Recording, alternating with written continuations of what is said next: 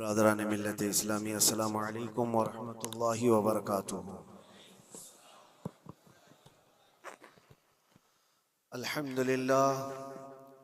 अल्हम्दुलिल्लाहि व कफ़ा व सलामुन अला हबीबिहिल मुस्तफ़ा अम्मा बअद फ़अऊज़ु बिल्लाहि मिनश शैतानिर रजीम बिस्मिल्लाहिर रहमानिर रहीम लन यनालल्लाहा लुहूमुहा वला दिमाउहा वलाकिन यनालुहु तक़वा मिनकुम।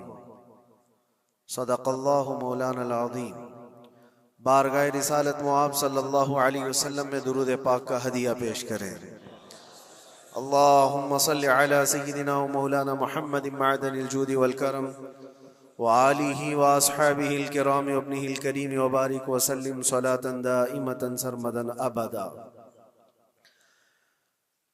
मुसलमानों के लिए अल्लाह अज़्ज़ा व जल की तरफ से दो ईदें दी गई हैं। एक रमज़ानुल मुबारका के रोज़े मुकम्मल होने के बाद और दूसरे ज़िलहिज्जा की 10वीं को अशरे ज़िलहिज्जा,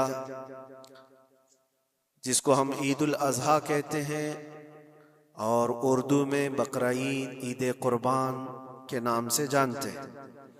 ये दो ईदें अल्लाह तबारक व तआला की तरफ से मुसलमानों को दी गई हैं। इन ईदों के दिनों में रोज़ा रखना भी जायज़ नहीं है, खुशियों के दिन। और ये जो अय्याम चल रहे हैं पहली ज़िलहिज्जा से लेकर 10वीं ज़िलहिज्जा तक, इसका जिक्र तो अल्लाह ताला ने कुरान में यूं फरमाया, वल फज्रि व लयालिन अश्र, फजर की कसम और 10 रातों की कसम। और वो 10 रातें कौन सी हैं? पहली ज़िलहिज्जा से लेकर 10वीं ज़िलहिज्जा तक की रात। ये 10 रातें इतनी अजमत वाली हैं कि अल्लाह खुद इनकी कसम फरमा रहा है, अल्लाह इनकी कसम याद फरमा रहा है।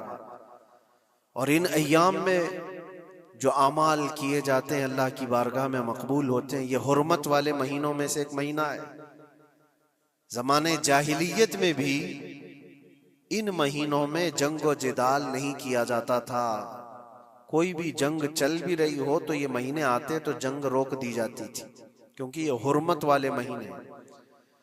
तो ज़िलहिज्जा के महीने में हम और आप अभी अपनी जिंदगी की सांसें ले रहे हैं, लेकिन कुर्बानी के मुताल्लिक जैसे कि लोगों के दिलो दिमाग में एक कॉन्सेप्ट और फिर फैलाया हुआ एक कॉन्सेप्ट और इस्लामी कॉन्सेप्ट, तीनों में क्या चीजों का फर्क है। इस्लाम कौन सी कुर्बानी चाहता है, लोगों ने क्या प्रोपेगेंडा फैलाया है और अवाम के जहन में क्या बैठा हुआ है, तीनों को हम थोड़ा सरसरी नजर से देखते हैं।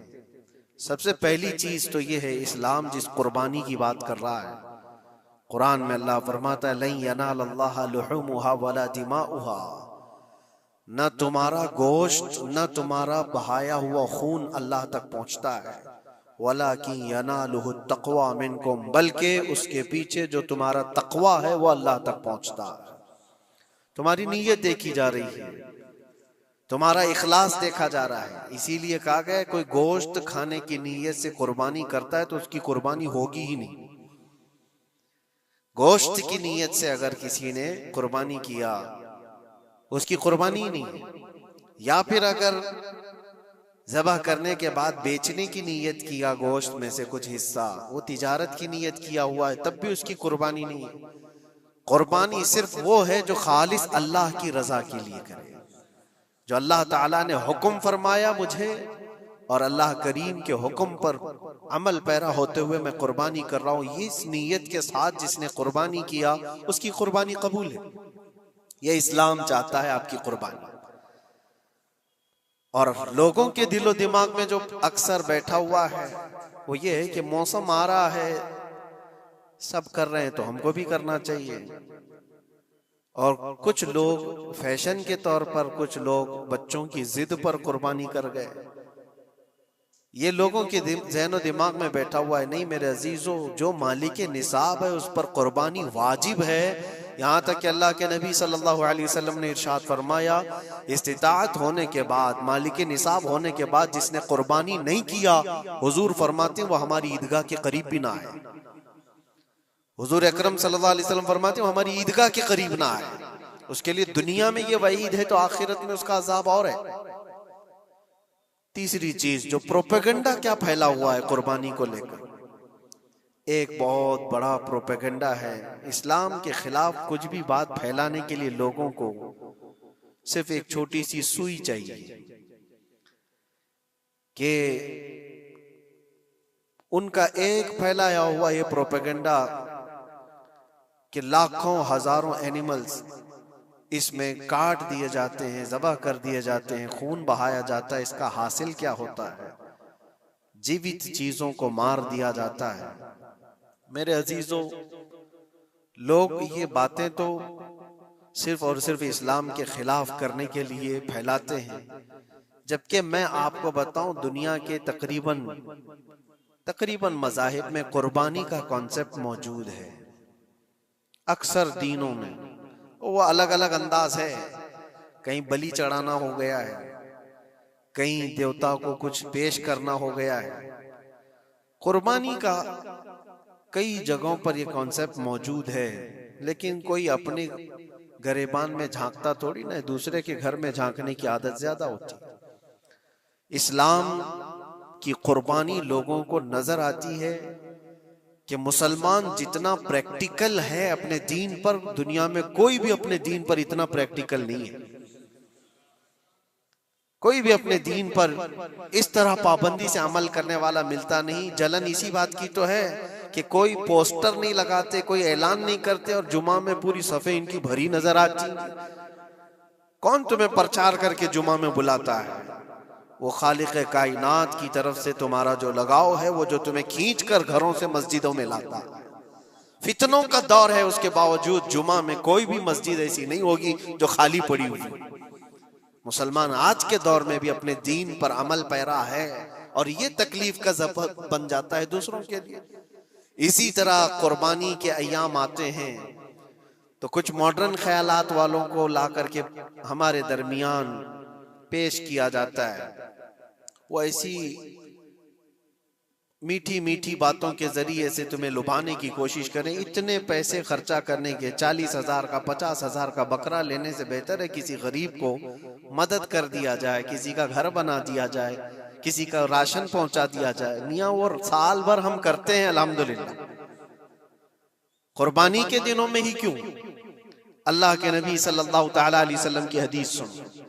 हुजूर पाक सल्लल्लाहु तआला अलैहि वसल्लम फरमाते हैं कुर्बानी के दिन यानी जिलहिज्जा की 10, 11 और 12 ये 3 दिनों के अंदर हुजूर फरमाते हैं कोई अमल दुनिया में कुर्बानी से ज्यादा अहमियत अल्लाह के नजदीक नहीं रखता।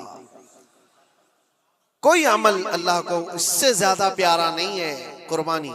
और एक बात मैं आपको बताऊं, लोग हमें जालिम की शक्ल में पेश करते हैं कि काट देते हैं, ज़बह कर देते हैं। हम अपनी मर्जी से अगर काटें, अपनी ख्वाहिश के लिए काटें तो हराम है, और जिसने खुद जान डाला है उसके हुक्म पर काटें तो ये हराम नहीं है, ये उसके हुक्म की फरमाबरदारी है। एक बात याद रखो, जानवर तो ये बकरा हो, भैंस हो, ऊंट हो, जिनकी कुर्बानियां होती हैं ये अलग। जो मछली खाते हैं उसमें भी अगर कोई इंटरटेनमेंट के लिए शिकार करता है कि अपनी तफरीह कल्ब के लिए, तो उस मछली का शिकार करना भी हराम है। हाँ, खाने की नीयत है, तिजारत की नीयत है, तो मकसद के तहत अगर मछली पकड़ रहा है तो उसके लिए जायज है। इस्लाम यूं ही किसी चीज की जान लेना और खून बहाने का हुक्म नहीं देता। अल्लाह तबारक व तआला का हुक्म है और उसने कायनात को जिस अंदाज से बनाया है, इन जानवरों को अल्लाह ताला ने हमारे खाने के लिए बनाया है, जिसकी वजह से ये कुर्बान किए जाते हैं। और अगर मैं कहता हूं सारे जानवरों की कुर्बानी बंद करके देख लो, फिर जानवर ही रहेंगे, तुम्हारा रहना मुश्किल हो जाएगा। इस्लाम की ये कुर्बानियां तो साल में एक मर्तबा होती है ना, जो एक दिन की जाती है, 10वीं जिलहिज्जा से 12वीं को।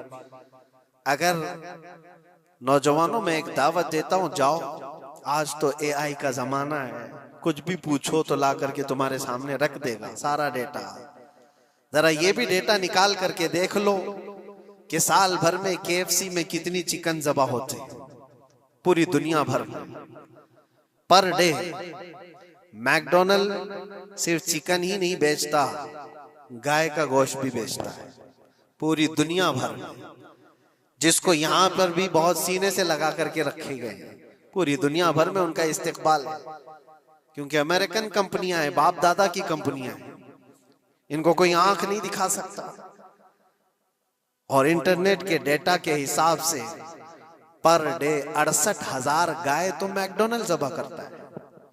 पर डे की बात कर रहा हूं, साल भर की नहीं।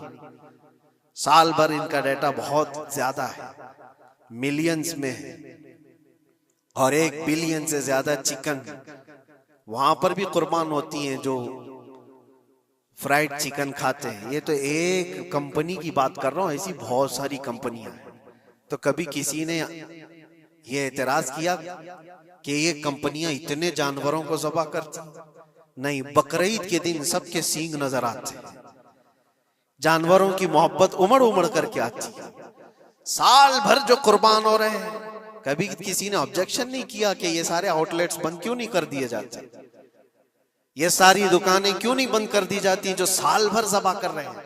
हाँ, हो सकता है मैकडोनल्ड यहाँ नहीं ज़बह करता गाय को, क्योंकि यहाँ पता है हालात सही नहीं है, लेकिन दूसरी जगह पर जाकर देखें, सब जगह पर बीफ आसानी से उनके यहाँ मिलता है। मैं ये बातें सिर्फ और सिर्फ ये इसलिए कह रहा हूं, फैलाया हुआ प्रोपेगेंडा क्या है, जानवरों से मोहब्बत ये सिखाएंगे हमें। अल्लाह के नबी सल्लल्लाहु तआला अलैहि वसल्लम फरमाते हैं, बनी इसराइल की एक खातून को मैंने जहन्नम में देखा। किस बुनियाद पर? फरमाते हैं वो इबादत गुजार थी, जायदा थी, परहेजगार थी, लेकिन एक बिल्ली पाली हुई थी, और उसने कभी इबादत करनी होती तो 2-2 दिन 3-3 दिन तक अपने कमरे में गोशा नशीन हो जाती थी अकेली। और उसने अपनी बिल्ली को एक जगह पर गले से रस्सी लगाकर बांध दी, और 3 दिन तक वो अपनी इबादत में रही, मसरूफ रही। और 3 दिन के बाद उसे ख्याल आया तो जाकर देखी बिल्ली मर चुकी थी। हदीस पाक में, सही हदीस है, अल्लाह के नबी सल्लल्लाहु अलैहि वसल्लम फरमाते हैं, सिर्फ इस बुनियाद पर अल्लाह तबारक व तआला वो इबादत करने वाली औरत को जहन्नम में भेज दिया। जो मेरी मखलूक पर रहम नहीं करता वो रहम के काबिल नहीं है। ये सिखाएंगे हमें जानवरों पर रहम करना। हम जिस जानवर को ज़बह करते हैं वो अल्लाह के हुक्म से करते हैं, उसके अलावा किसी भी जानवर को जुल्म करना, अल्लाह के नबी सल्लल्लाहु तआला अलैहि वसल्लम की हदीसों में से ये है कि जानवर पर जुल्म करना जिम्मी पर जुल्म करने से बड़ा है। और जिम्मी क्या है? जिम्मी वो जो मुसलमानों के मुल्क में अमन के साथ रहने के लिए रिक्वेस्ट किया हुआ हो और इस्लामी हुकूमत उसे अमन दी हुई हो। और अल्लाह के नबी सल्लल्लाहु अलैहि वसल्लम फरमाते हैं, मुसलमान पर जुल्म करने से ज्यादा बड़ा जुल्म जिम्मी पर जुल्म करना है, और उससे बड़ा जुल्म जानवर पर जुल्म करना है। ये मेरे आका के फरमान है। नबी अकरम सल्लल्लाहु अलैहि वसल्लम ने फरमाया वो रहमतुल लिल आलमीन है। और एक बड़ी बात मैं आपको बताऊं, जो ये फैलाया जाता है कि जानवरों पर जुल्म जुल्म, सैयदना इमाम गजाली रहमतुल्लाह तआला अलैह की एक बात मैं पढ़ रहा था, हुज्जतुल इस्लाम, जिनकी किताबें पढ़ करके लोग अल्लाह के वली बन गए। इमाम गजाली का नाम सुना है? इतनी किताबें उन्होंने लिखा, तसव्वुफ के इमाम हैं, इल्म कलाम के इमाम हैं, मंतिक के इमाम हैं, फिक़ह और तसव्वुफ के इमाम हैं, बेशुमार उलूम व फनून के दरिया बहाए हैं। उस हुज्जतुल इस्लाम इमाम गजाली रहमतुल्लाह अलैह के इंतकाल के बाद उनके भाई ने उनको ख्वाब में देखा और पूछा, आपके साथ अल्लाह ने क्या मामला फरमाया? इमाम गजाली फरमाते, अल्लाह ने मुझे बख्श दिया, मेरी लिखी हुई किताबें, मेरी इबादतें, हजारों को जो मैंने पढ़ाया वो शागिर्द, ये सारी चीजों की वजह से नहीं, बस एक काम की वजह से। पूछा वो कौन सा काम? कहा एक बार मैं किताब लिख रहा था और सियाही में कलम डुबो करके लिखा जाता था, और सियाही जो बनती थी वो फलों के रस से निकाल करके, और लकड़ी का कलम उसमें डुबो करके लिखा जाता था। तो मैं लिख रहा था कि एक मक्खी आकर सियाही पर बैठ गई। मैं अपना कलम रोक लिया कि हो सकता है वो प्यासी हो, पी कर चली जाए। काफी देर तक वो मक्खी उस सियाही पर बैठी रही, और पी करके जब वो उड़ गई तो फिर मैं अपना कलम चलाता रहा। ये बात तो जिंदगी में आई और गई, मैंने तो इसको छोटा समझा था, लेकिन मेरी मौत के बाद रब तबारक व तआला ने मुझे उठाकर फरमाया, जिसने मेरी छोटी मखलूक पर रहम किया, बस इस नेकी की बुनियाद पर मैं तुझे जन्नत अता करता हूं। एक जानवर पर रहम करने की बुनियाद पर, एक जानवर पर रहम करने की बुनियाद पर। और हदीस पाक में, सही हदीस पाक में ये भी है, एक तवाइफ थी जिसने मरते हुए कुत्ते को बचाया था पानी पिलाकर, और उस बुनियाद पर उसकी बख्शिश हो गई। तवाइफ थी और रहम किया जानवर पर तो उसकी बख्शिश हो गई। मैं इस्लाम की वो चीजें तुम्हें बता रहा हूं जो दुनिया तुम्हारे सामने ये चीजें लाने से आजीज है और कासिर है। यहां तक कि अल्लाह के नबी सल्लल्लाहु तआला अलैहि वसल्लम ने फरमाया, जानवर पर अगर तुमने जुल्म किया है तो जिस तरह से जुल्म करोगे क़यामत के दिन ये अपने सींगों के साथ, अपने खुरों के साथ उठेगा और उसी तरह से उसका बदला भी दिलाया जाएगा। वो तुम्हें मारेगा क़यामत के दिन और बदला लेगा। ये भी हदीस पाक में। जानवर पर हमें उसके चेहरे पर मारने का हुक्म नहीं है, उसको उसकी ताकत से ज्यादा बोझ डालने का हुक्म नहीं है। अल्लाह के नबी सल्लल्लाहु तआला अलैहि वसल्लम के पास एक सहाबी आए, ऊंट पालते थे। कहा एक ऊंट बहुत सरकश हो गया है, और जब ऊंट सरकश हो जाता है ना, किसी की खोपड़ी खींच लेता है। हाँ, वो उसी वक्त सर को पकड़ लिया तो आदमी वहीं खत्म हो जाए। वो किसी के काबू में नहीं आ रहा था, हुजूर के पास आए। रसूल पाक सल्लल्लाहु अलैहि वसल्लम ने फरमाया, चलो मैं चलता हूँ, देखता हूँ। सहाबा कहते हैं, हुजूर जब चलने लगे तो हमें खौफ हुआ, डर हुआ कि ये ऊंट बिदक गया है, सरकश है, कहीं कुछ नुकसान न पहुंचाए। और तन्हा मेरे मुस्तफा सल्लल्लाहु अलैहि वसल्लम आगे बढ़ते चले गए। सहाबा कहते हैं, हमें डर लग रहा था, लेकिन मेरे अजीजों वो रहमतुल लिल आलमीन है, सबकी रहमत बनकर आए। नबी पाक सल्लल्लाहु तआला अलैहि वसल्लम जब करीब गए तो ऊंट कोई सरकशी नहीं किया, कुछ नहीं। हुजूर पाक सल्लल्लाहु तआला अलैहि वसल्लम के चेहरे के पास अपना मुंह करता है और अपनी जुबान को चपड़ चपड़ चपड़ करते हुए अपनी जुबान हिला रहा है, और हुजूर पाक सल्लल्लाहु तआला अलैहि वसल्लम ऐसे सुनते जा रहे हैं जैसे किसी दानिश्वर की बात सुन रहे हैं। फिर नबी पाक सल्लल्लाहु अलैहि वसल्लम ऊंट के मालिक की तरफ मुतवज्जे हुए और कहा, यह ऊंट तेरी शिकायत कर रहा है, ये ऊंट तेरी शिकायत कर रहा है। ये सरकश इसलिए हुआ कि तू इसकी ताकत से ज्यादा बोझ इस पर डालता है और खाना इसको कम दिया करता है। क्या ये बात सही है? वो जो बद्दू थे, जो ऊंट के मालिक थे, उन्होंने चेहरा झुका लिया और कहा, वादा करता हूं हुजूर पाक सल्लल्लाहु अलैहि वसल्लम से कि उससे ज्यादा, उसकी ताकत से ज्यादा बोझ नहीं डालूंगा और उसका चारा, उसके खाने का इंतजाम रोजाना किया करूंगा। नबी पाक सल्लल्लाहु अलैहि वसल्लम ने उस ऊंट की रस्सी पकड़ी और मालिक को दे दिया। फिर वो ऊंट उसी तरह ताबेदार होकर निकल पड़ा। ये इस्लाम में मेरे आका सल्लल्लाहु तआला अलैहि वसल्लम का अदल तो देखो, उनकी ताकत से ज्यादा का बोझ डालने का हुक्म नहीं है। और दुनिया ये प्रोपेगेंडा फैलाई हुई है कि यहाँ जानवरों को काटा जाता है। जो ज़िबाह करने का हुक्म है वो अल्लाह के हुक्म से। मेरे रब तबारक व तआला ने खुद जान डाली, हमारी जान का भी वही मालिक है, जानवरों के जान का भी वही मालिक। अगर अल्लाह का हुक्म ना होता तो हमें चूंटी मारने की भी इजाजत नहीं। अल्लाह का हुक्म ना होता तो हमें किसी को भी कुर्बानी करने की इजाजत नहीं होती। ये रब तबारक व तआला का हुक्म है, तो जाहिर सी बात है हम अल्लाह के बंदे हैं। रब तबारक व तआला जानवरों की कुर्बानी का हुक्म दिया, इसलिए हर साल बकरीद में मुसलमान कुर्बानी करते हैं। अगर अल्लाह चाहे तो अपने बेटों की कुर्बानी का भी हुक्म दे दे, और दिया है रब तआला ने, और वो भी करके दिखाया सैयदना इब्राहीम अलैहिस्सलाम। अल्लाह तबारक व तआला अगर हुक्म दे तो क्या तुम ऐसे मुसलमान नहीं हो? मुसलमान का मतलब होता है सर झुकाने वाला अल्लाह के हुक्म के आगे। ये नहीं पूछेगा कि क्यों है और कैसे है। मुस्लिम कहते हैं अपना सर झुका दिया अल्लाह की बारगाह में, उसके हुक्म के आगे। अल्लाह तबारक व तआला हमारी जानों का मालिक है। अगर वो चाहता तो हमारी कुर्बानी का हुक्म देता, हमारे औलाद का। लेकिन रब तबारक व तआला ने ये सुन्नत इब्राहीमी पर पूरी दुनिया को सवाब देने के लिए जानवरों की कुर्बानी का हुक्म अता फरमाया। मेरे आका सल्लल्लाहु तआला अलैहि वसल्लम के पास एक सहाबी हज़रत ज़ैद बिन अरक़म आए और पूछा, ये कुर्बानी क्या है मेरे आका? हुजूर अकरम सल्लल्लाहु अलैहि वसल्लम ने फरमाया, जिस जानवर की की कुर्बानी करोगे उसके हर बाल के बदले तुम्हें अल्लाह एक नेकी अता फरमाएगा। जितने उसके जिस्म में बाल होंगे हर बाल के बदले अल्लाह तुम्हें एक नेकी अता फरमाएगा। और हुजूर अकरम सल्लल्लाहु तआला अलैहि वसल्लम ने ये भी इरशाद फरमाया कि तुम जानवर का इंतखाब अच्छा करो, इसलिए कि कल बरोज़े क़यामत पुल सिरात पर ये तुम्हारी सवारी बनकर आएगा, जिस पर बैठकर तुम जन्नत में जा रहे होगे।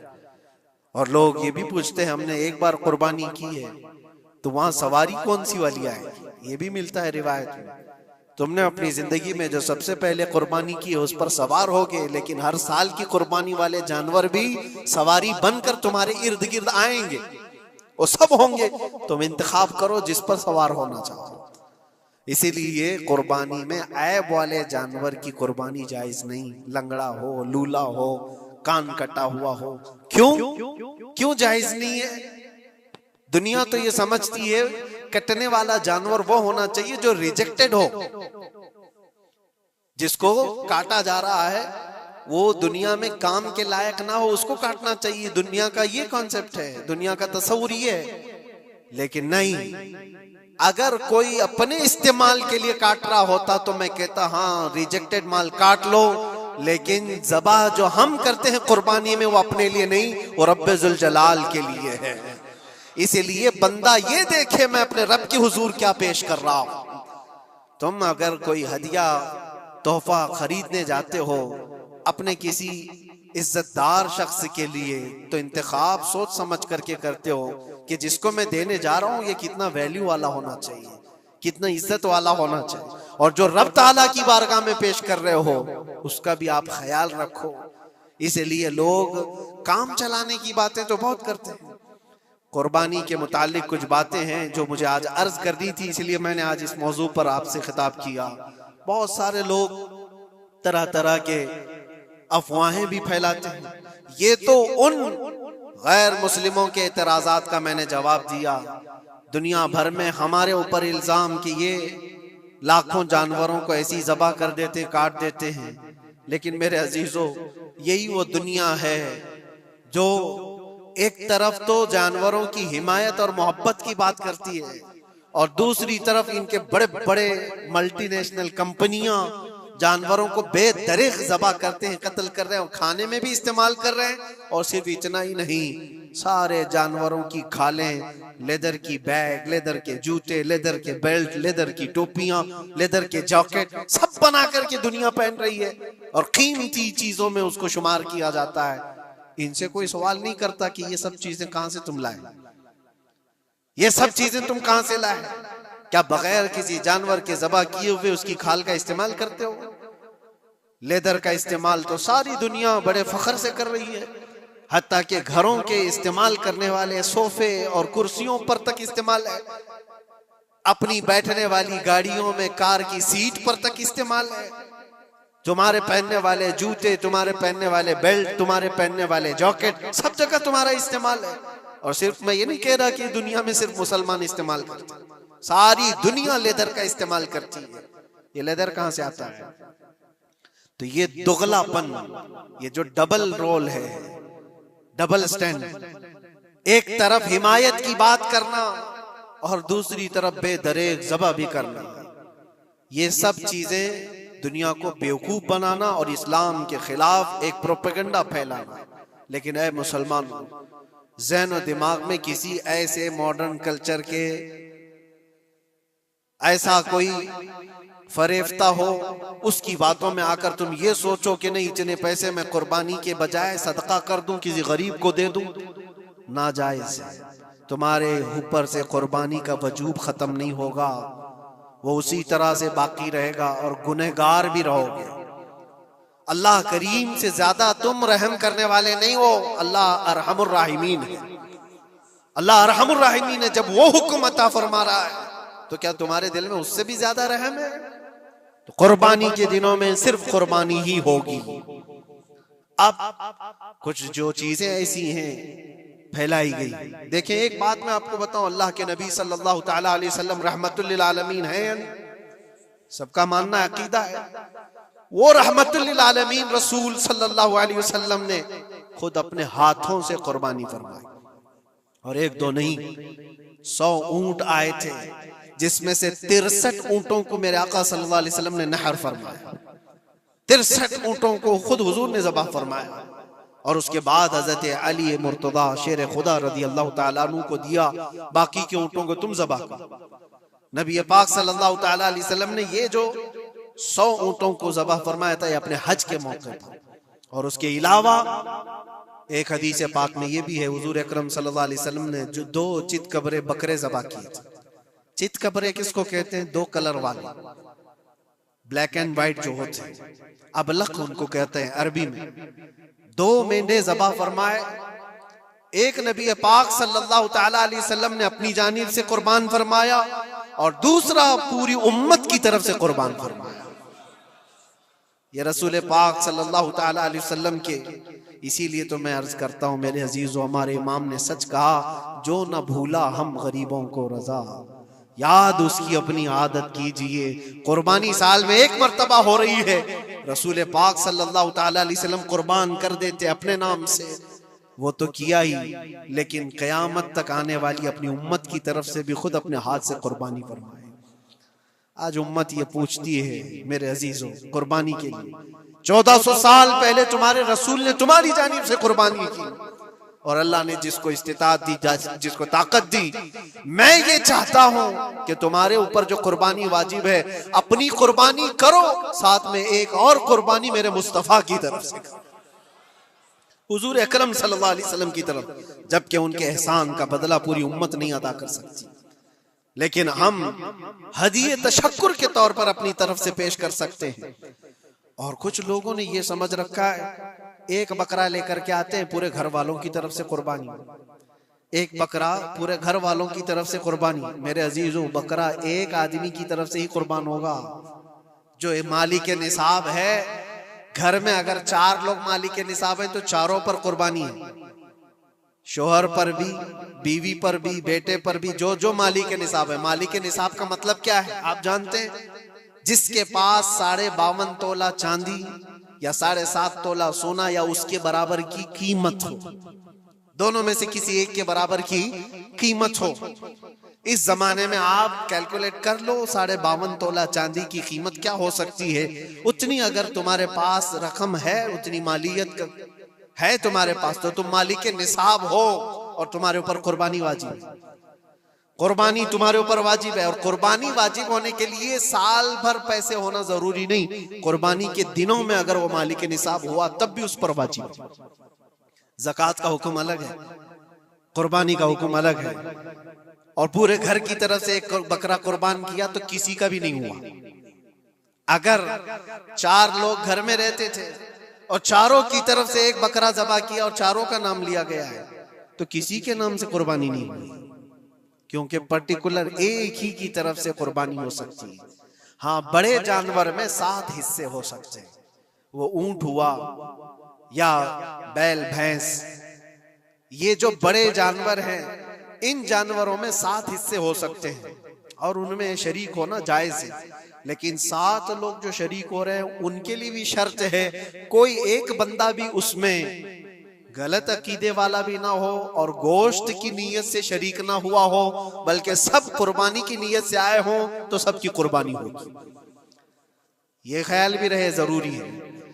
अब हालात ऐसे आ गए कि सबके लिए एक बकरा लेना अगर ताकत के भर नहीं है, इस्तिताअत नहीं है, तो वो बड़े जानवर में हिस्सा ले सकते हैं जहां पर ये कुर्बानियां हो रही हैं, शरीक हो सकते हैं। कुछ लोगों ने ये प्रोपेगेंडा भी फैलाया है हमारे दरमियान में से कि बड़े की कुर्बानियां जो होती हैं इज्तिमाई कुर्बानियां, ये जायज नहीं है, आदमी को अपनी कुर्बानी के वक्त सामने होना जरूरी है। ऐसी बातें फैलाई गई हैं। मैं आपको हदीस पाक सुनाता हूं। अल्लाह के नबी सल्लल्लाहु ताला अलैहि वसल्लम ने इरशाद फरमाया हजरत फातिमा से, कहा है फातिमा अपनी कुर्बानी के वक्त सामने रहो, कुर्बानी के खून का कतरा जमीन पर गिरने से पहले अल्लाह ताला तुम्हारे पिछले सारे गुनाह माफ फरमाएगा। हदीस पाक है, लेकिन साथ में दूसरी हदीस ये भी है, नबी पाक सल्लल्लाहु ताला अलैहि वसल्लम ने अपनी कुर्बानी का वकील हजरत अली को बनाया था कि अपनी नियाबत दे दी कि मेरी तरफ से तुम कुर्बानी करो। इस तरह से जो मुसलमान इस्तिताअत नहीं रखता खुद करने की, वो अपनी जानिब से किसी दूसरे को वकील बना सकता है, शरअन जायज है। किसी को भी वकालत दी जा सकती, नियाबत दी जा सकती है, मेरी तरफ से तुम कुर्बानी करो। जैसे कि घर में कोई औरत मालिक निसाब है, अगर ये हुक्म होता कि औरत खुद जाकर के करे तो कहां से करती? औरत किसी को वकील बना सकती है, अपने शोहर को कह दी या किसी को दे दिया पैसे कि मेरी जानिब से तुम कुर्बानी करो, ये जायज है बिल्कुल। जिन लोगों ने ये प्रोपेगेंडा फैलाया है हमारे दरमियान में कि कुर्बानियां नहीं होती, वो जाहिल लोग हैं, पढ़े लिखे लोग नहीं। शरई मसाइल को जाने बगैर इस तरह की बातें अवामुल नास में, अवामुल मुस्लिमीन में फैलाना ये गुनाह है। हाँ, इस बात को याद रखें, जो वकील है कुर्बानी का, उसके ऊपर जिम्मेदारी है कि वो जितने लोगों की कुर्बानी कर रहा है जानवर शरीयत के मुताबिक का ले, ऐबदार जानवर की कुर्बानी ना करे। लागर हो, कमजोर हो, सींग टूटा हुआ हो, कान कटा हुआ हो, पैर कटा हुआ हो, दुम कटी हुई हो, या इतना कमजोर के चल नहीं सकता, खड़ा नहीं हो सकता, ऐसा ऐबदार जानवर ना ले। ये वकील की जिम्मेदारी है जो सबकी तरफ से कुर्बानी कर रहा है। और दूसरी चीज, ऐब किसको कहते हैं? ऐब किसको? कान में अगर सुराख है तो वो मकरू है, लेकिन कुर्बानी है उसकी। हाँ, सींग अगर बचपन उसके पैदाइशी नहीं आए थे तो जायज है उसकी कुर्बानी। आए थे और टूट गए तो उसकी मिकदार बताई गई है। 1/3 हिस्सा अगर टूटा है तो उस वक्त तक जायज है, उससे ज्यादा जड़ से टूटे हुए हैं तो कुर्बानी जायज नहीं। कोई पैर पूरा कटा हुआ है, दुम पूरी कटी हुई, ये ऐब में आता है। ऐबदार जानवर की कुर्बानी जायज नहीं, ये वकील करेगा, नहीं करेगा तो वो गुनहगार है। लेकिन इसका मतलब ये नहीं होता कि इज्तिमाई कुर्बानी जायज ही नहीं, जायज ही नहीं। ऐसी बातें क्यों फैलाई जाती हैं? हदीस पाक में मिलता है कि नियाबत और दूसरे को वकालत देना जायज है। अब कुछ लोग ये भी फैलाते हैं कि कुर्बानी के जो हिस्से लिए जाते हैं, गोश्त दिया जाए तो उसकी कीमत अलग होती है, गोश्त ना लो तो उसकी कीमत अलग होती है। सब फैली हुई चीजें हैं। उसका रीजन भी पता करना चाहिए, ऐसी बगैर इल्म के बात करने से। 4,000-5,000 रुपये का एक हिस्सा आता है अगर शहर में कोई बड़ा जानवर ज़बह करे, क्योंकि महंगा मिलता है बैल। और बाहर जब जाकर के कोई ज़बह कर रहा है तो वही एक हिस्सा 1,500 रुपए में, 2,000 में हो जाता है। तो कुछ लोगों को ये गलत फहमी फैलाई जाती है कि ये लोग करते ही नहीं है और ऐसे ही पैसे वसूलते हैं। ऐसा नहीं। दूर दराज कुछ इलाके ऐसे हैं, बंगाल है, उड़ीसा है और भी कई इलाके बिहार के, जहां पर बड़े जानवर निहायत ही सस्ते दाम में मिलते हैं। बल्कि वहां पर जानवरों की कीमत सिर्फ 5,000, 6,000 और 10,000 के नीचे होती है, बड़े जानवरों की, जो हमने देखे हैं। वहां जाकर कुछ तंजीमें कुर्बानी करती हैं। अगर वो सही तरीके से शरीयत के मुताबिक जानवर लेकर के कर रहे हैं तो कोई हर्ज नहीं, चाहे वो 200 रुपए हिस्से में भी करता हो, कोई हर्ज नहीं। कीमत मैटर नहीं करती, जानवर मैटर करता है। कीमत चाहे जितनी भी हो रही हो। इस चीज को आज वजाहत करना जरूरी था, इसलिए मैंने आपके सामने बयान किया। गलत फहमियों में ना फैले, गलत फहमियां ना फैलाएं, खुद भी बचे। हाँ, अफजल क्या है? अफजल तो ये है कि अल्लाह ने तुम पर वाजिब किया, तुम जाओ अपने हाथ से करो, तुम जाओ। क्योंकि हदीस पाक में मिलता है कि तुम अपने हाथ से कुर्बानी करो अगर ताकत रखते हो। उसके खून का कतरा गिरने से पहले तुम्हारे पिछले सारे गुनाह अल्लाह माफ फरमाएगा। यह अफजल है। ये सारी बातें थी जो ईद कुर्बान से रिलेटेड थी। अल्लाह करीम हम सबको उसकी रजा के लिए कुर्बानी करने की तौफीक अता फरमाए। लेकिन साथ में एक बात ये भी याद रखें, जब बंदा कुर्बान कर रहा होता है तो उसके अंदर ये नीयत भी हो, जैसे सैयदना इब्राहीम अलैहिस्सलातु तस्लीम को अल्लाह ताला ने क्या फरमाया था? 4 परिंदे लो, उनको ज़बह करो, उनके सर अपने पास रखो, उनका कीमा बनाकर 4 पहाड़ों पर रखाओ और फिर उन परिंदों का नाम लेकर के बुलाओ, वो जिंदा होकर के आ जाएंगे। क्योंकि इब्राहीम अलैहिस्सलाम ने अल्लाह से पूछा था कि अल्लाह तुम मरने के बाद लोगों को जिंदा कैसे करता है, मैं देखना चाहता हूँ। तो रब ताला उनको प्रैक्टिकल दिखाना चाह रहा था कि जाओ ठीक है, ज़बह करो 4 परिंदे और उनका कीमा बना दो, सर उनके अपने पास रख लेना और उनका कीमा 4 पहाड़ों पर रख कर आओ और फिर आकर उन सरों के पास खड़े होकर उन परिंदों के नाम लेकर बुलाओ, वो आ जाएंगे। इब्राहिम अलैहिस्सलाम ने इसी किया, 4 परिंदे लिए थे। क्या क्या लिए थे आपको मैं बताऊं, एक मुर्गा था, एक कौवा था, एक कबूतर था और एक मोर था। परिंदों के नाम याद रख लें, कौवा है, मुर्गा है, कबूतर है और मोर है। चारों को ज़बह किया, उनके सर अपने पास रखे और जिस्म के सब कीमा बना दिया और 4 जगह पर मिक्स करके उनको रखा है। फिर आकर यहाँ खड़े हुए और पुकारा उन परिंदों का नाम लेकर, अल्लाह के हुक्म से आ जाओ। वो कीमा हवा में उड़ा, जिस्म बना और वैसी बगैर सर के उड़ता हुआ आया और अपने अपने सर से जुड़ करके वो जिंदा परिंदा हो गया। कुरान पाक में ये है मौजूद। 3 पारे में रब तबारक व तआला ने फरमाया, वइज़ क़ाल इब्राहीम रब्बी अरिनी कैफ़ तुह्यिल मौता क़ाल अवलम तुअमिन क़ाल बला क़ाल वलाकिन लियत्मइन्न क़ल्बी क़ाल फ़ख़ुज़ अर्बअतम मिनत-तैर फ़सुरहुन्न इलैका थुम्मा इजअल अला कुल्लि जबलिन मिनहुन्न जुज़अन थुम्मा उदउहुन्न यअतीनका सअया वअलम अन्नल्लाह अज़ीज़ुन हकीम। ये अल्लाह तबारक व तआला ने पूरा कुरान में फरमाया कि इब्राहिम अलैहिस्सलाम ने ये जो किया।